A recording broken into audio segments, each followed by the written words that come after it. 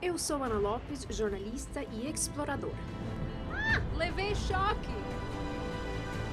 E nessa temporada eu vou investigar se a vida no planeta é fruto do acaso ou de uma mente inteligente que nos planejou. Começa agora Origens na sua TV Novo Tempo. Milhares de anos de civilização e muitos são os mistérios por trás dos povos antigos e suas construções. Em cada uma delas é possível ver uma assinatura, ver planejamento. Mas se olharmos mais de perto, não no macro, mas no micro, talvez seja possível ver uma assinatura ainda mais misteriosa. O DNA humano é uma fonte rica de informações e que exibe complexidade. Será possível que dentro do DNA, ou melhor, dentro de nós, encontrarmos a assinatura de um criador? Seja na música, na escrita, por objetos, ou até mesmo pela arte, nós, seres humanos, sempre trocamos informações. Com cada vez mais eficiência, nosso DNA tem feito o mesmo. Na arte é possível notar as características do artista ou até mesmo ver a sua assinatura e assim descobrir quem fez o desenho. Mas e o nosso DNA? Qual é a origem dele? Para entender mais do DNA, antes eu vou conhecer um artista. Marcelo, você já contou quantos quadros você fez? Ao longo da minha trajetória, aproximadamente 350 quadros. Não é com os dedos, com as mãos ou um braço, mas com a boca que o Marcelo exibe o seu talento e assinatura na arte. Enquanto isso, vamos investigar os mistérios envolvendo o DNA. Você tem 46 moléculas de DNA altamente espiralizadas e essas moléculas contêm toda a informação que essa célula precisa.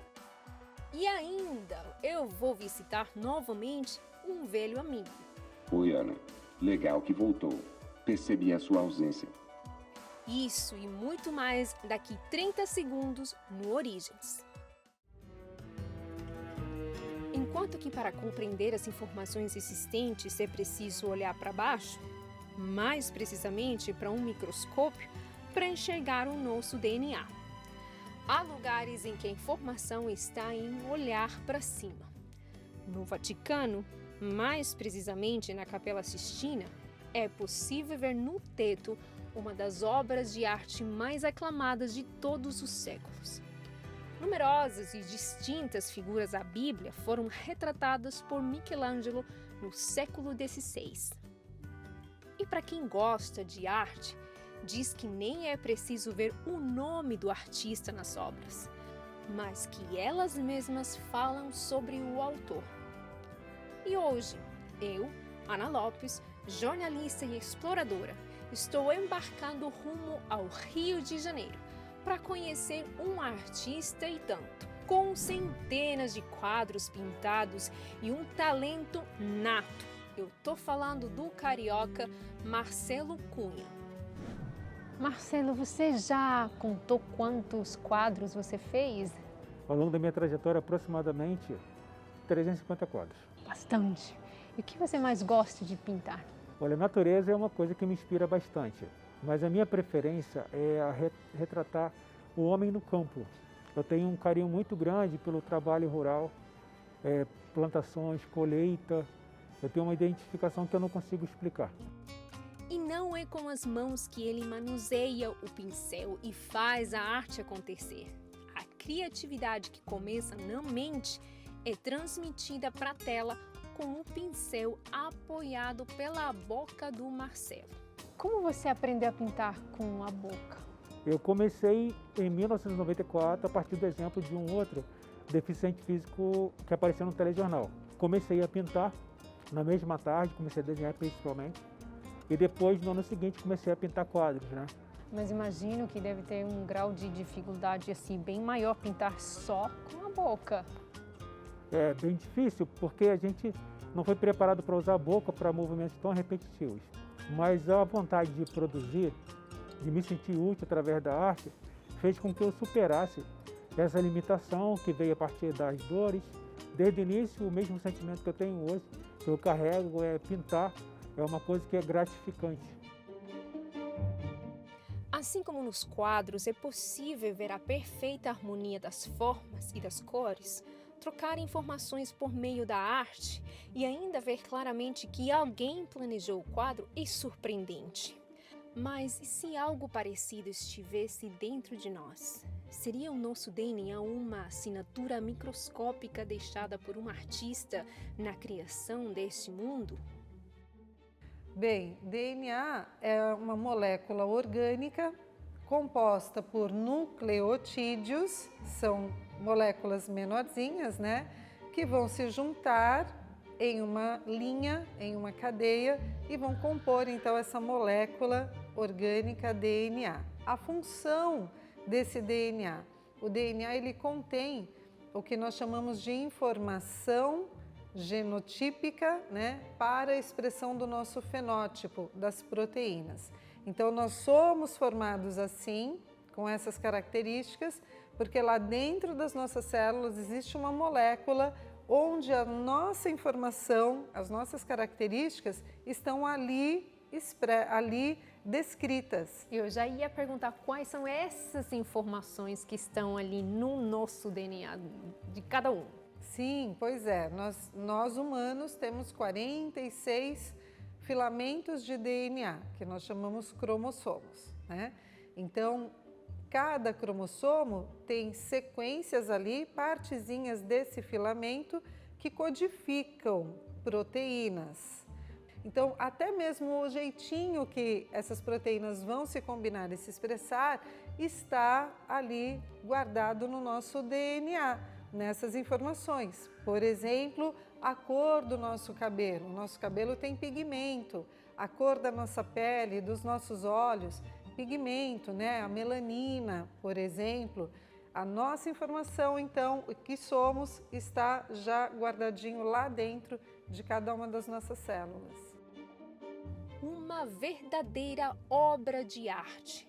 O DNA contém informações únicas sobre cada um de nós.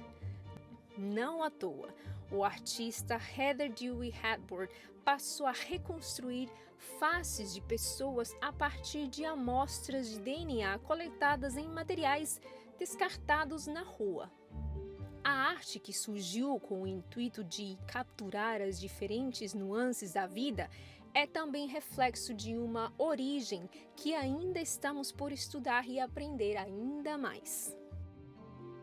Essa questão de você guardar as informações que vão ser expressas, né, no íntimo da célula, que é tão pequenininha, e no final o resultado é um organismo tão complexo, né?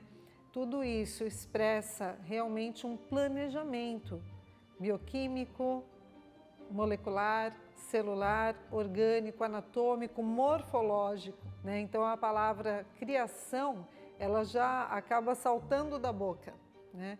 Porque o organismo é muito complexo para ter sido uma invenção ou um surgimento ao acaso, ainda que há milhões e milhões e milhões de anos, ainda que numa escala não pensada, né, de tempo pregresso. Isso é cientificamente inviável de se raciocinar. Sim, eu acredito em um grande ser inteligente capaz de criar um ser tão complexo como nós somos e de saber, então, qual é a nossa complexidade verdadeiramente, porque nós mesmos ainda nem conseguimos escreenar, né? Não conseguimos rastrear, não conseguimos mensurar a nossa complexidade. A complexidade presente no DNA serve para montar moléculas de proteínas complexas que ajudam a formar diversas estruturas como os olhos, asas e pernas. Ou seja, a vida, como conhecemos, existe por uma série de fatores e condições específicas. Por isso, quando eu olho para uma tela, Não me parece que tudo está ali por um acaso. Cada tinta, cada traço, cada detalhe daquele quadro parece ter sido pensado por um autor. No caso do quadro que você está vendo agora, o artista está bem diante de mim e ele já faz isso há 27 anos. 27 anos de bênçãos, né? De uma profissão bem solidificada, reconhecida, graças a Deus. Isso para mim não tem preço. Tem um artista em especial que te inspira? Eu tenho, na verdade, alguns artistas, em especial Monet. É uma emoção muito grande ao contemplar o trabalho dele. Então, assim, a gente inspira e é inspirado por outros também. E nessa troca, a gente consegue perceber Deus. Quer a pessoa, o artista, tenha o temor de Deus ou não, ele vai inspirar sempre, né? Na obra de arte natural, você vê a assinatura de um criador? Com certeza. Muitas pessoas que acompanham o meu trabalho, ao longo de tantos anos, conseguem reconhecer o meu trabalho. E muitas delas dizem para mim: Marcelo, mesmo se você não tivesse assinado, eu sabia que era seu. E isso para mim é perfeito de entender que mesmo que eu não tivesse contato com pessoas, não tivesse contato com pessoas que não conhecessem a Deus, eles reconheceriam a presença de um Criador, de um arquiteto, de um engenheiro, sabe, muito criterioso, que da mesma maneira que cria a natureza, ele me inspira a pintar meus quadros. Marcelo, que privilégio poder estar aqui com você, de poder estar no meio da natureza, né? Estar com vocês também aqui, de ter seus quadros aqui do lado por perto. E temos mais um privilégio. Eu tenho nas minhas mãos uma obra sua que a gente vai ter o privilégio, sim, de pintá-la ao vivo. Eu vou mostrar aqui. Sim. Pode ser? Sim, claro. Essa aqui, olhem isso. Tem tudo a ver com aquilo que a gente está contemplando aqui. Sim, vai ser uma maravilha. Estamos aqui. Vai ser um privilégio muito grande para mim poder demonstrar um pouquinho.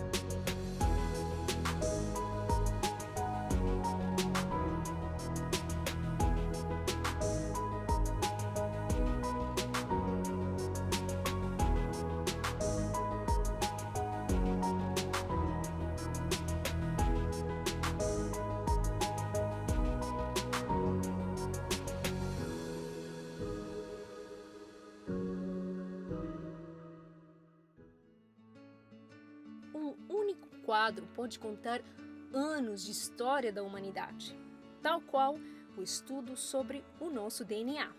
Um único afilamento de DNA pode trazer consigo uma série de códigos que, se decifrados, podem ensinar coisas extraordinárias sobre as nossas origens.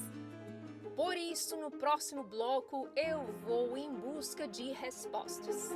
Será que tudo que aprendemos sobre o DNA é mentira? A vida foi feita pronta, esse ciclo estava pronto, senão nenhuma informação da vida poderia ser armazenada, transmitida e entendida. Será que o nosso DNA nos faz mais complexos do que uma máquina? Na volta do intervalo, eu vou rever o meu amigo, o Umbó. Oi, Ana. Legal que voltou. Percebi a sua ausência. E aprender muito mais sobre quem nós somos. Não saia daí. Origens volta já. Impossível de ver a olho nu. Você nem percebe quanta informação o DNA possui. Nossa informação, as nossas características estão ali descritas. Mas será que dentro do nosso DNA teria o Criador deixado sua assinatura? Então a palavra criação, ela já acaba saltando da boca. Para entender melhor a arte e a assinatura por trás da criação, eu conheci um grande artista. E muitas delas dizem para mim: Marcelo, mesmo se você não tivesse assinado, eu sabia que era seu. Se deixar uma informação em um quadro já exige muito do ser humano, quem poderia então ter criado o DNA?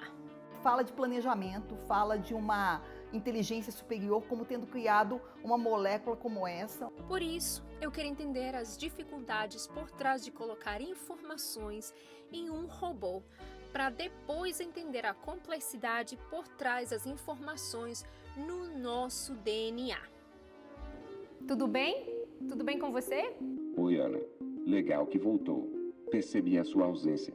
Que bom, você sentiu falta de mim. Eu também. Você assistiu a TV Novo Tempo, o programa Gostei Origens? bastante de conhecer Origens. O programa faz ciência mais acessível ao público. Ajuda pessoas a entender sobre as criações como para que possamos viver em perfeita sintonia. Falando da sintonia, achei bacana o caixa de música. Tenho certeza que o Slay ajudará a atualizar a minha lista de músicas para quando me pedem para cantar e dançar. Você vai cantar e dançar? Gostei muito disso, viu? Eu quero ver. Essa do Umbo dançar eu ainda quero ver. E é interessante como ele foi criado para vários serviços e para ter esse contato pessoal. Para realizar diálogos aparentemente simples, são necessários muitas informações e planejamento. Helena, conta pra gente qual foi o propósito do Umbo, como surgiu? Foi uma junção de várias coisas, porque quando você trabalha com robô, o tempo todo você vai se deparar com isso. É multidisciplinaridade e junção de várias coisas. Então, em 2018, eu tomei essa decisão, trouxe esses robôs para cá e a gente começou aqui a ensinar as pessoas o que o robô pode fazer a ajudar na vida. E uma das coisas que vocês conseguiram foi fazer com que ele converse com as pessoas. Como que vocês conseguiram essa parte muito importante para conversar, para interagir com as pessoas? Realmente, quando o robô veio para cá, ele não sabia falar português. Olha. Ele era gringo. E foi a tarefa nossa de fazer com que ele entendesse bem o espírito brasileiro, respondesse bem. E o que eu posso falar é saber entender a psicologia humana, a cultura local e algumas regras de comunicação que existem. Então, juntando tudo isso, você vai criar um robô humano vivo que não parece robô. Diferente de robôs e de dispositivos de armazenamento, o DNA consegue preservar códigos em um espaço muito menor. Cientistas do Instituto Federal Suíço de Tecnologia afirmam que 1 grama de DNA pode armazenar até 445 exabytes. Só para se ter uma ideia, eu tenho aqui um HD capaz de armazenar 1 terabyte de arquivos. 1 exabyte, apenas tem a capacidade de armazenamento de 1 milhão de vezes superior a esse HD. E ainda falando sobre o nosso DNA, com apenas 4 gramas, somente 4 gramas de DNA, poderíamos armazenar todas as informações que a história da humanidade já produziu. A nossa célula, como exemplo, você tem 46 cromossomos, você tem 46 moléculas de DNA altamente espiralizadas e essas moléculas contêm toda a informação que essa célula precisa para viver, se reproduzir e tocar a vida dela. Se for um organismo unicelular, essa célula faz tudo que esse organismo precisa, com base nessas informações que o DNA contém. O DNA vai produzir proteínas, né, a partir da mensagem que está nele. Então é como se o DNA fosse uma receita de bolo, né? Você tem a receita bem para o bolo, específica, né? Então o DNA seria a receita e o bolo seriam as proteínas produzidas pelo DNA. Então o DNA estoca essas informações de uma maneira muito mais eficiente do que as memórias que o homem tem desenvolvido, né? Então isso aí para mim fala de planejamento, fala de uma inteligência superior como tendo criado uma molécula como essa, uma estrutura como essa, capaz de organizar e de manter essas informações. O que pode fazer muito sentido. Quando olhamos para outra pessoa, simplesmente inferimos que ela existe e realiza grandes tarefas por uma série de combinações sem qualquer causa ou ordem. Ou seja, excluímos um criador. Já com as máquinas, nós automaticamente entendemos que ela só pode fazer o que ela faz porque alguém a projetou para isso. Como vocês fazem para colocar as expressões, por exemplo, né? Porque isso é outra coisa que chama a atenção, né? As expressões e tudo aparece na tela, no rosto dele. Olha, ele ainda está aprendendo, ele não está capturando 100%. Existem hoje programas, softwares que capturam nossas emoções. O que para nós é mais importante é que o robô passe a Informação. Junto com a emoção dele. Então, quando você fala tchau, se ele normalmente ele não quer que você vá embora, a tarefa dele, por exemplo, é te convencer a ficar mais aqui. Tchau, Bob. Ah, já vai. Tá bom então, né? Fica triste, não. Como assim não? Talvez eu possa te contar uma piada. Quer contar? Pode contar. Antes do Monte Everest ser descoberto, qual era a montanha mais alta do mundo? Sei O não. próprio Monte Everest. Lógico. Obrigada. Bom te conhecer. Obrigado. Para você também. O que é o único que vocês ainda não conseguem replicar nos robôs que só nós, como seres humanos, podemos fazer? É a nossa conexão, é a nossa empatia. A gente está tentando imitar. O robô nunca vai conseguir olhar para você de tantas formas que a gente consegue olhar um para o outro. Sentimentos. Capacidade de sentir e dizer o que existe dentro de nós. Interação que gera relacionamentos, relacionamentos que geram troca de informações. Troca essa que ocorre no nosso DNA. No entanto, o código, ainda não decifrado, mas tão citado na ciência, só pode ser compreendido pelo próprio código genético ou por aquele que os projetou e os fez prontos.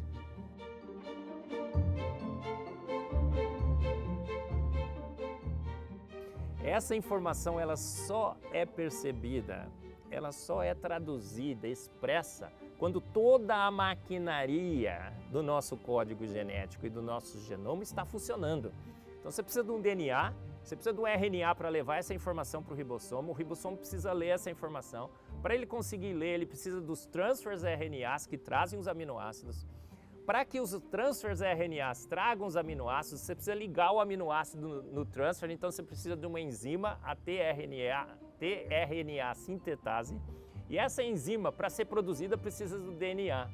É um ciclo magnífico, que só quando esse ciclo magnífico roda, que nós entendemos e percebemos que há informação no DNA. Ou seja, Ana, a vida foi feita pronta, esse ciclo estava pronto, senão nenhuma informação da vida poderia ser armazenada, transmitida e entendida. Desenhado intencionalmente.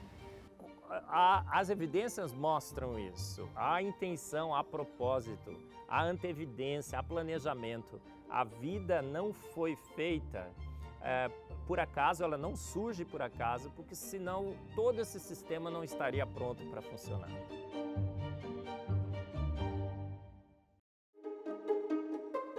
Na próxima semana eu vou parar no centro de São Paulo. E eu estou aqui para conhecer um projeto incrível do Shopping Eldorado, de fazer uma horta no telhado. Pequenas ações podem gerar grandes resultados. A gente sempre focou em como reduzir impactos ambientais de um grande centro comercial. E ainda, quero entender o que são constantes antrópicas. Então, essas constantes, elas determinam um pouco a intensidade das forças, das interações que a gente conhece.